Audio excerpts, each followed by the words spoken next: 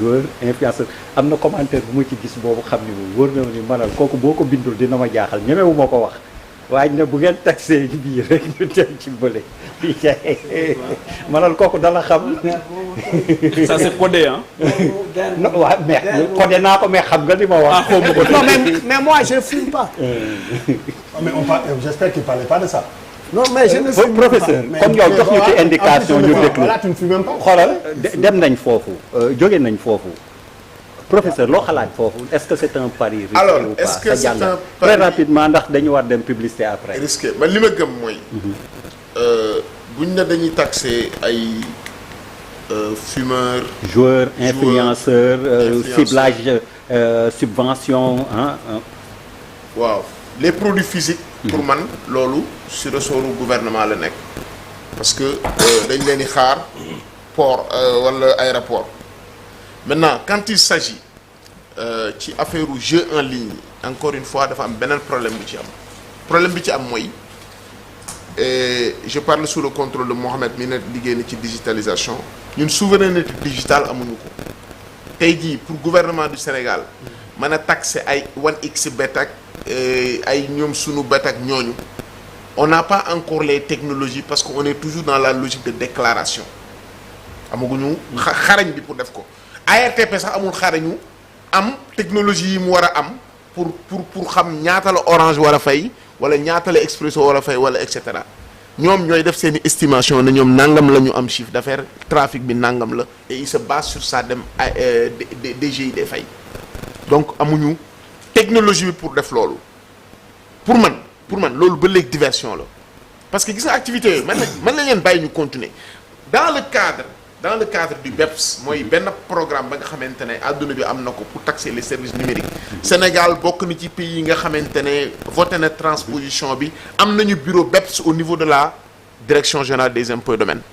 direction boobu mu ngi commencé liggéey jénn nañu TVA wu numérique mu commencé à partir du 1er juillet 2024 mu ngi fonctionner services numériques yi maintenant au Sénégal ils sont taxés maintenant bëgg ci dugal influenceur bëgg ci dugal jeu en ligne yi man j'attends de voir concrètement comment lañ koy defee par exemple influenceurs yi il faut déjà avoir la base waaw donc il faut nga xam la base te influenceurs yi ñi ëpp ci TikTok la ñu nekk te TikTok man miy wax ak yow nii j'étais le directeur de cabinet du ministre de la communication des télécommunications et du numérique ñun ñoo coupé woon TikTok pourquoi ñu coupé TikTok parce que TikTok en fait dafa nekk réseau social ba nga xamante ne bi ñu seetee ne kan mooy yore responsabilité TikTok fii au Sénégal xamuñu ko ñun en tant que état on ne sait pas kan mooy administrer TikTok Sénégal xamuñu ko. amul ñu ne pour xam leen dañuy coupé bu ñu coupé nañ signalé wu ñu xëy coupé ko. mais li ma la ci yokkal xam nga man ci ñun ci médias yi la ñu nekk. ak ci show business bi. nu mu tudd influenceurs yi. waaw. ak animateurs yooyu. xeer yoruñu ko dara. daal boo ko déggee dama ne. mais dara yoruñu ko. mais Bouba dinaa ci ñëw li nga wax ni dinaa ci ñëw wala déglu ma xoolal Bouba gis nga bi ñu gubbee TikTok benn waay moom moo woo mu ne ma Afrique du Sud la nekk moom mooy le numéro 1 de TikTok fii Sénégal Afrique.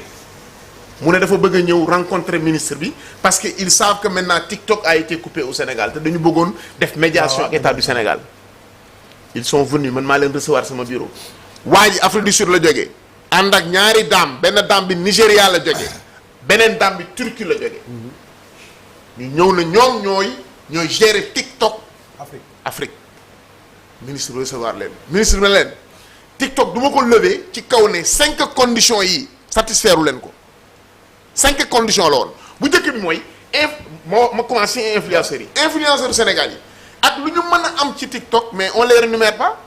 kenn du leen fay pour ñu rémunérer la il faut nga am ku la ubbil compte France wala États-Unis wala fenn ngay defar say contenu di ko envoyé kooku di la ko publier ñu koy fay foofu mu la koy transférer yow c'est comme ça que ça se passe. kooku noo koy taxé. waaw donc c'est pour te dire que premier ministre li muy wax xamu ko. dañ ko war a sourcer. parce que TikTok ak ñoom Facebook ak yooyu plateforme yooyu au niveau mondial pour ñu taxer leen rek actuellement ay problème la parce que plateforme yooyu dañu am doole ba nga xamante ne état yi amuñu ko ba pare y a ce qu'on appelle les effets réseau effet réseau bi mooy seen service yi day transcender ci espace yu bari. bon mais y a pas que TikTok quand même. waaw non dama joxe kaw TikTok. mën nañ ñooy influenceur. mën nañ teg foofu baaraam. waaw. wala nga continuer. non vas-y, c'était vas-y. pour voilà. Vas-y, si tu c'est au fait c'est très important li ngay wax. te bu ñu bëggee dimbali réew mi bu nekkee ñoom ñu ngi ñuy déglu mun nañ la woon wax nu nit ñi def wala mën a def pour yegg si ci loolu ba nga ne ministère bi ngay liggéeyee je comprends que tu maîtrises ces sujets-là mais réew dafay ñame ba pare nangu jàkkaarloo ak ces mastodontes parce que c'est des mastodontes ba pare ñu jox suñu bopp des moyens d'aller vers ça modestement j'aime pas donner de leçons lu ñu war a njëkk bàyyi mooy information télécommunication numérique ministère numérique honnêtement on me demanderait humblement mon avis je fais une note pour le président de la République je lui dis à cause de ce que tu as dit nous avons besoin d'un sous-ministère d'un secrétariat de ce que tu veux de l'économie numérique parce que là saa yi maa doon ci gouvernement bu bees bi nga nar a nekk. boobu waxaale wu ñu ko de. oui mais j'arrive mais explique non non bu fekkee ne mën na régler non dañu taxaw foofu. non defal na non mala bu wan sama lanc. xam nga lu tax non bu leen wàññi sama lanc non non doo ko ci dindi xam nga lu tax non xam nga lu tax waaw mais wax la benn non damay ko mën naa ko dafa bëgg a nekk ministre non waxuma lool de. léegi nag dama koy wax benn affaire waaw mais bu yàq communication dafa am fu muy jaar man dama ne bu ñuy wax ay affaire plan man mun naa am nu ma koy tuddee parce que xam nga tamit góor doo ko topp ba mu sës. ñun dañuy topp am nga sànq ba léegi. kii dafa ne soxna si ñun fi ñu doon dem ak fi ngay dem bokk. non kii ma tax ma koy yàqal fu neex waay. non kii ma koy tontu moo am solo xam nga lu tax. xam nga lu tax ma koy interpellé. Mariane bul yàqal buuba. non Mariane ngir yàlla Mariane. parce que fii buuba kii fa mu tontu ko de. non defal ndànk. bul yàqal buuba. vas-y buuba. waaw ñëwal nag. Bouba vas-y. mais Mohamed Bouba non mën na ne de. gars yi ñu ngi lay déglu de. waaw mais c'est pas mais vraiment ñu wax lu. damay ragal ñu ne ma xoolal. wuyu ma conseil des ministres. dissoudre nañu kii bi dugg nañ fii génne fii ba jékki-jékki sama waa ji. mais gouvernement bi dañ ko war a dissoudre. waaw mais parce que amul njëriñ mais ku mel ni Mouhamed valablement s'il peut aider le émission bi da nga fàtte yenn kii émission bi vraiment yàq ngeen non xam naa li nga ma bëgg a kii c'était spontané mais non en tout cas tu donnes des signaux hein. non mais je dis que waaw mais je dis que ça m'étonnerait pas Bouba lu leer parce que yow am na loo xam non moo xam ne am na loo xam waaw tuuti waaw non quand je dis am na loo xam am na loo xam ci mbir mi non xawma ci dara wax dëgg yàlla am na loo xam non je disais en disant que ala mi baajaak mi nanaani yàlla baax nañ dem waaw Mohamed jàppal benn affaire rek bu ñuy wax xam nga lan laa bëgg a wax dama ne bu ñuy wax ay plan man dama ne xam nga góor duñ ko topp Moussa xam nga lu tax may wax loolu xam nga nit dina dem ba xam ne mënatul te du la ne mënuma mais am na fu muy taxaw xëy na day nekk wallu parce que xam na tax ma wax loolu bi ñu waxee ay affaire plan te gars yi gëstuwuñu plan yi jiitu dama ñëw ma ne xaar kon ma delluwaat xool lan mooy définition plan de redressement ma ne xaar ma dem gëstu ko bi ma ko gëstoo dañ ne boo ñëwee di andi plan de redresser dafay fekk nga teg dara bëgg ko redresser wa ilaa nga sauver kon est-ce que du un cri de cœur du cri wàllu boo xam ne que peut-être Ousseynou ak Assane dañuy invité d'une manière indirecte compétence yi ñu affirmé wu wala ñu yëkkate seen loxo kon looloo tax may ne comme genre Mohamed loolu dafay am tamit solo. c'est très gentil vraiment ça me touche mais Mohamed en tout cas moom gars yi jiñ nañ la benn affaire. Souleymane fii la ni li nga doon wax moo intéressant non on va te surveiller Souleymane non léegi Mohamed je te surveille comme il est sur le feu. Mohamed on va te surveiller li nga doon wax moo intéressant non vraiment buñ ci demee on va te surveiller léegi c'était pour dire ñi nekk ci showbiz bi xam man xam naa lu ci Bouba xam yow ak sa activité yi nga amoon aux côtés du ministre il faut que yoo xam ne ñu éclater ko moo tax ma wax note ça veut dire que bu ñu nee woon bon yow at yi nga def ci digitalisation li nga ci xam ak li ma ci def vraiment ma bind ci tamit depuis 2013 mu nekk ay articles ak ay fonds yoo xam ne moi je sais qu'au niveau étatique depuis Macky Sall on s'y est appuyé pour le Diamniadio quand je l'écrivais la ville n'existait pas quand je disais l'offshoring comment faire pour créer des milliers d'emplois parce que dañu am ay xale yu xarañ ci informatique bi ak ci codage bi c'était en 2013 et loolu lan moo tax ma bëgg a wax ci li nga wax nii pour man il faut que ñu génn ci schéma ancien boobu information communication la digitalisation on peut lui donner voilà on peut parler aussi de ce truc dañ ko war a jox fullaal ko jox ko parce que mooy avenir bi ba pare mu gaaw ci génération de revenus fi mu bëggoon yegg si par rapport à li ngay wax c'est-à-dire se donner les moyens doter la RTP la CDS pour les données pour la souveraineté des données dafa am benn exemple bu emblématique boo xam ne man ba ma ko gisee daf ma séduire parce que moi j'aime quand l'État aussi est fort et encadre certaines activités. Sur l'exemple de Thierry Breton, qu'est-ce qu'il a fait en Europe comme commissaire européen? Ba pare Apple, tous les GAFA song ko ba pare bon ça lui a pas porté bonheur, il est descendu. Mais Thierry Breton, il a mis en place la VIDA, c'est-à-dire lépp luy nekk TVA yu war a jaar ci mastodonte yooyu nga xam dañu bëri doole. Même ay état lu toll ni Union européenne dañu leen nootoon on a évalué à 99 milliards le manque à gagner de l'activité numérique qui passe dans les états européens et que les gens ne captent pas en TVA.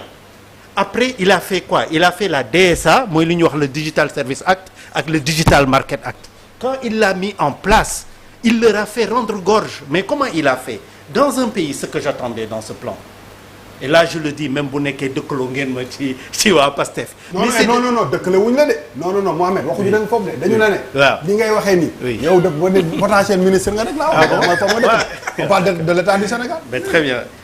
waaw léegi. loolu moo tax ma wax. peut-être ñun amuñu force de frappe def VIDA DSA ak DEMA mais mën nañu commencer initier et au niveau du Sénégal ce qu'on appelle une réforme. Réformer un pays. am na ko fi doon wax léegi c'est oser c'est pas Djibril Fall je pense c'est prendre des décisions et en résumé benn affaire moo wóor mënuñu génn ci 113% de PIB nekk ci état normal sans que les gens aient fait aussi mais Mohamed des sacrifices. Mohamed d'accord oui. mais dama lay expliquer yow man ak yow war nañu am benn échange bu yaatu parce que déjà Europe du exemple ci wàllu numérique l'Europe n'est pas un exemple yow xaw ma il faut lire la ñaari exemple ñoo am c'est l'exemple américain et l'exemple chinois et actuellement bi gën a nekk en vogue mooy cing-cing yi chinois yi ñoo yor affaire bi actuellement sur les 44 technologies du futur les chinois maîtrisent maintenant les 37 les américains ne maîtrisent que cette technologie sur 47 IA intelligence artificielle bi ngay wax ñoo ko yore ñoom chinois yi c'est eux les patrons maintenant moo tax Barack Obama bi mu nekkee président des États-Unis doon na dem bay subventionner ay firmes européennes comme Ericsson Nokia pour ñu bañ a jox chinois yi les semi-conducteurs mooy puces yi nga xamante ne ñooy lii données yi. Oui, mais on parle pas de la même chose. Non, je pense si non je prends grand Souleymane. mais nañ déglu Macoumba. non parce que ci ñoom ñett dañ ko séddoo dañuy wax ni America innovates China replicates and Europe regulates. moom ci regulates si la nekkoon. Sénégal je pense que am na bureau fiscalité internationale mooy BEPS boobu nga doon wax. Amadou Abdoulaye Badiane je pense que tukki na lu bëri pour régler loolu Sénégal ñaata la ci mën a am. man waxoon na ma sax am na benn seuil boo xam ne waxoon na ma suñ demee ba mën a taxer les GAFAM Sénégal li mu ci mën a am dama fàtte bëgguma wax bêtise moo tax mais waxoon na ma sax ñaata lañ ci doon espérer pour loo xamante ne nii day dugg ci budget bi. mais je pense que ça va être extrêmement compliqué pour un pays mu dem moom kese comme le Sénégal. demal boppam ni day dugg foofu di fa seet ay niche fiscale yoo xamante ne nii mën na faa génne xaalis léegi der pour tontu ci sa laaj ba nga laajoon bu njëkk ba te nga daggoon ma bala ngaa dem ci publicité bi. waaw mooy est-ce que c'est un plan réalisable. xam nga Malal mi ngi commencé laaj wàllam. ci 5667 milliards yi. mais loolu weesu woon nañ ko moom ñi ngi woon ci taxation. non ci taxation yi laaj intéressant vas-y ci taxation yi laaj waaw vas-y waaw. moom waxu wàllam wu jëm si ci moom lay laaj moom lan lay liy jóge ci moom dem ci 5700 milliards yooyu moom la ko gouvernement bi di laaj Souleymane prof mi ngi doon wax sànq ni documents yi dañoo bëri ba dootoo xam fi mu ne nii yow ci ban ngay basé wu Marianne yaa ngi wax ni redressement bi lu ko tax a jóg xam nga lu ko tax a jóg agrégat économique yoo xamante ne nii fi mu ne nii dafa tasaaroo maanaam foo waroon a yem 3% nga jàll fa ba 14%. foofu nag laa am tuuti problème ci plan bi ndax jàpp ma ni 14% yi ñu nekk même si premier ministre tey wax na ni ñu ngi ci 12% ci LFR bi ci war nañoo mën a delluwaat ba 3% en 2027. mënul nekk bon bëgguma catégorique mais yaakaar naa ne dina jafe lool Sénégal ci ñaari at yi mu mën a wàññi déficitam ba mu àgg ci 3%. waxoon nañ ko ci agenda 2050 bi émettre naa ci ay réserve bu baax a baax parce que pour nga def ko c'est extrêmement difficile mooy maanaam yow sa budget li ci ëpp da nga koy lebe bitim réew bor boobu xanaa da nga koy bàyyi boo ko bàyyi léegi réew mi lan lay doxee buuba yaa ngi wax léegi ni mais percevoir nga message bi 4e sous-sol la ñu waxoon lañ nekk chaque année dañuy génn benn sous-sol ba 4 ans yi jeex ñu dem campagne maanaam mandat bi moom lu rëy bul ko fi seetu maanaam seet amul aade bul fi séentu maanaam ay TER ay BRT ay infrastructure yu mag yooyu non luñ dépensé luñ xëy këllamtikoo ko dem uti di waaj nag di nekk ba 2029 loolu moo fi sës plan de redressement bi ngay laaj Marianne boo gisee fi mu ne nii Sénégal fi mu toll ak bor bi Sénégal mënatut a dugg yaa ngi doon wax léegi yield bi mi ngi ci 12% Sénégal léegi 12% fan nañuy jëlee xaalis bu ñu ko lebe ba pare teg ci intérêt wu 12% moo tax ñu bàyyi lebe ci marché financier yi di leb léegi ci API yi appel à l'épargne publique est-ce que attan na li Sénégal soxla ci moom yëpp c'est de mauvais instruments. même su fekkee même su fekkee ni mën na nekk dans une certaine mesure de bons instruments parce que da ngay lebi en monnaie locale. des mesures d'appoint. da ngay non mën naa la expliquer après. waaw d'accord même bu fekkee xam nga benn avantage rek laa la ci jox même su fekkee ni da ngay lebi en monnaie locale est-ce que dem nañ fa demati fa soo laajoon le directeur de la dette publique bi mu mujj a lancé nii bi mu koy data boucler dafa yokk délai bi parce que xaalis baa ngi bëgg a jeex nga lu ñu yem juillet. août septembre octobre novembre décembre nga war a delluwaat pendant tous ces mois là di wutiwaat parce que amatoo feneen foo jëm mënatoo dem ci marché financier yi ministre de l'économie Abdourahmane Sarr wax na ko léegi dons yi arrêté nañ ko Europe talatul kenn parce que Trump daf leen wax ni seen sécurité gérer leen ko seen bopp ñoom ñu seen déficit 3% sax léegi dañ koy exploser dañuy wuti luñ def ci seen sécurité. mais dafa am loo wax lu am importance Macoumba. Très rapidement oui très rapidement parce que il parlait de la dette effectivement et foofu je pense qu'avec Prof moom on sera d'accord c'est-à-dire lépp lu ñuy def ci réew nañ ko xalaat xam lu tax ñu def ko ba pare nangu assumer ay conséquences am quand même il faut dire que quand l'État décide d'être emprunteur de abbu ci marché domestique bi day créer un effet d'éviction et l'effet d'éviction le crowding out dafay impacter parce que l'État devient est-ce que ñi xam nañ lan mooy effet d'éviction si sooy bàyyi li ñuy wax dëgg la mais non du question foog nga leeral ko effet d'éviction xam nga lan la mooy bu état di dem di leb ci banque bi bu mel ni benn UEMOA waaw non domestique dama koy expliquer lu kaw rek bu état demee di leb ci banque bi banque bi souvent état lay gën a lebal day tax Bouba Ndour mi xam ne dafay entreprise am yow boo ñëwee ci banque bi dootoo am financement mooy effet d'éviction mooy effet d'éviction mooy FMC quoi MNC dem leen man état bi laay jox parce que moo gën a liquide moo gën voilà a loolu day rey entreprise man bu may wax yooyu ce n'est pas dama leen di jàppale wala leneen mais j'aime bien partager ak sénégalais xamal leen lu ñuy dund c'est-à-dire nii lañ koy dundee et effectivement dafa am deux approches dañu bëgg a jël xaalis bi en CFA parce que en réalité il y a une peur d'une dépréciation de notre monnaie qui est possible qu'on je vais pas en parler qui n'est pas non waaw ak IAS yi gën léegi mais je dis quand même on ne gère pas un pays par des phobies et quand même boo décider parce que les décaissements ne viennent pas nga créer effet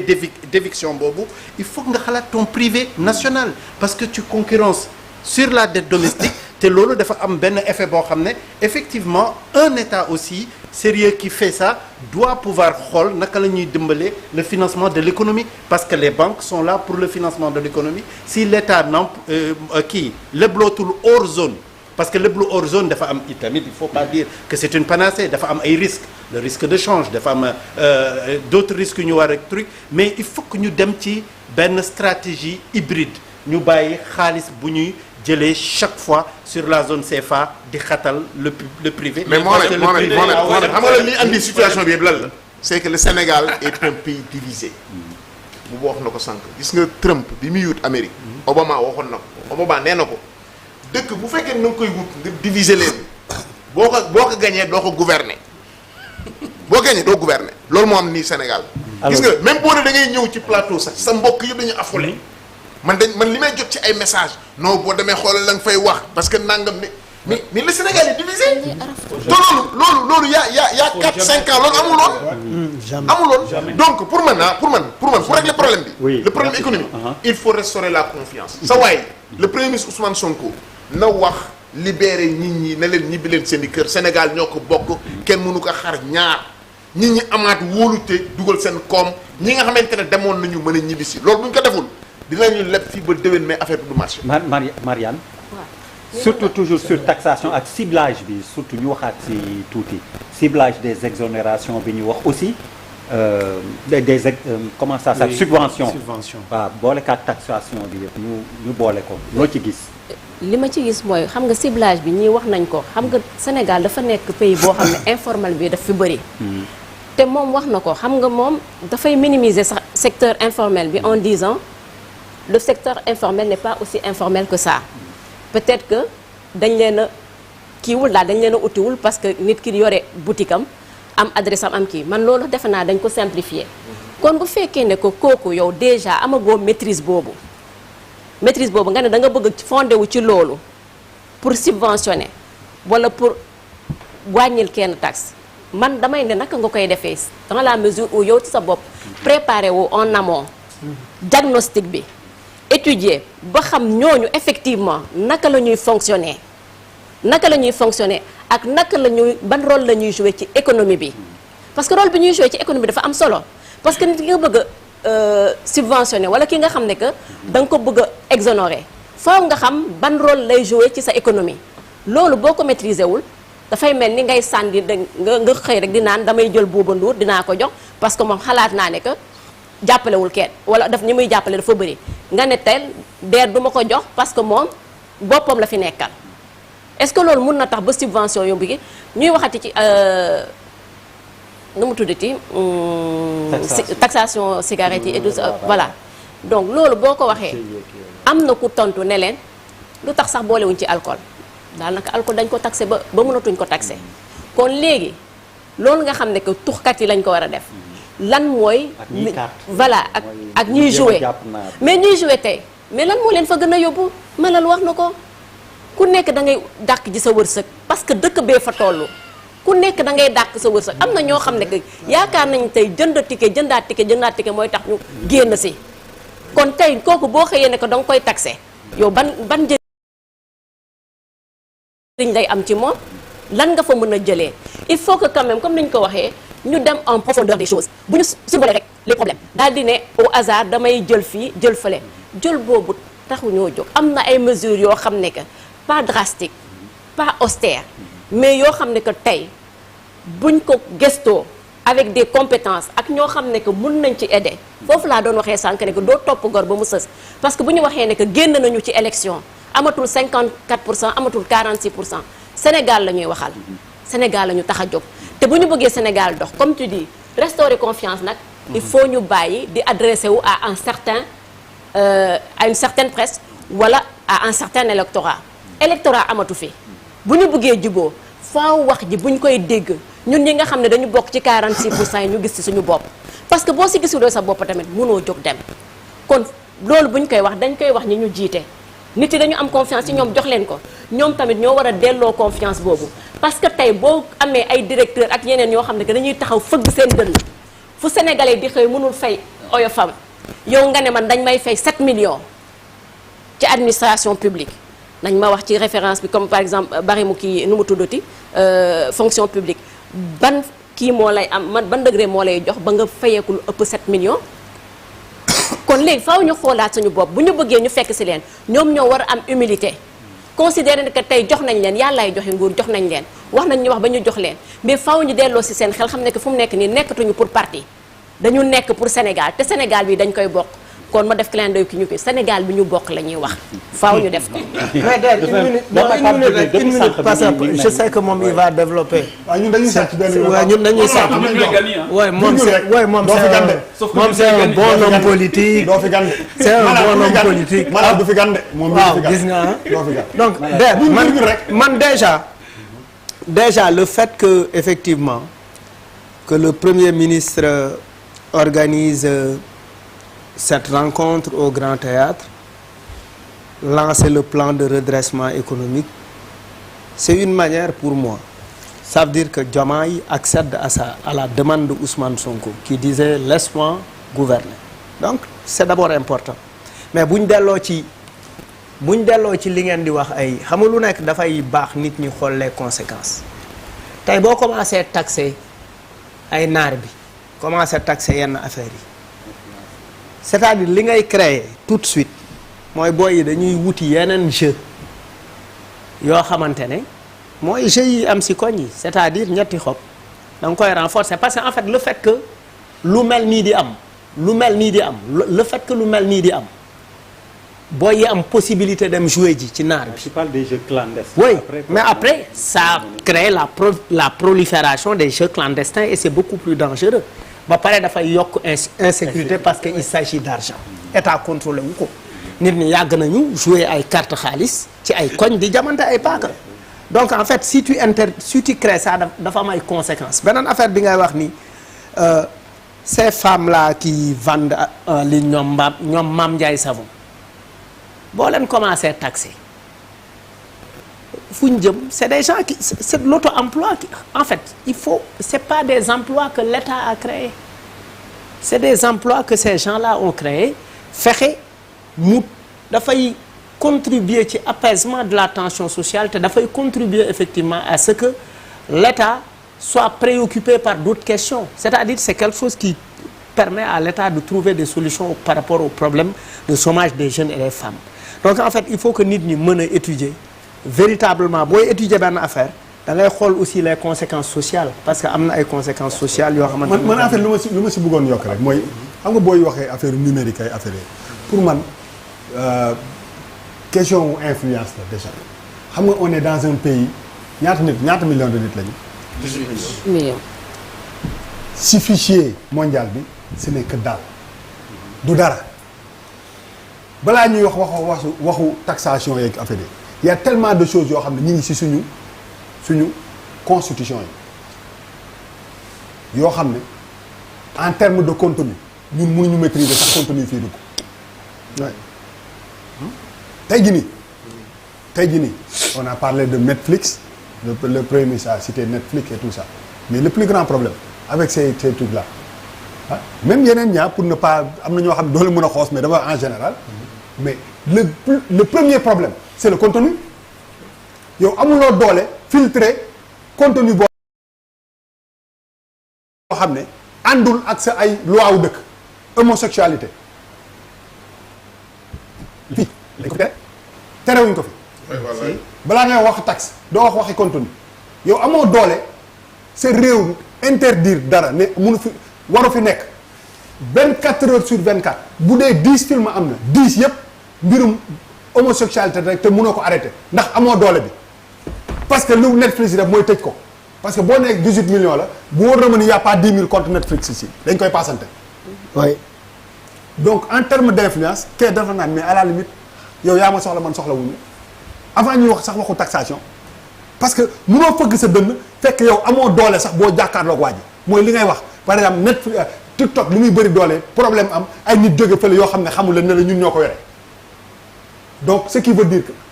mënoo sax yow maîtriser contenu bi dem ci TikTok qui sont en train même de mettre du contenu homosexuel dans le truc de kii bi nu mu tudd algorithme bi boo ci demee ça commence à être kii beneen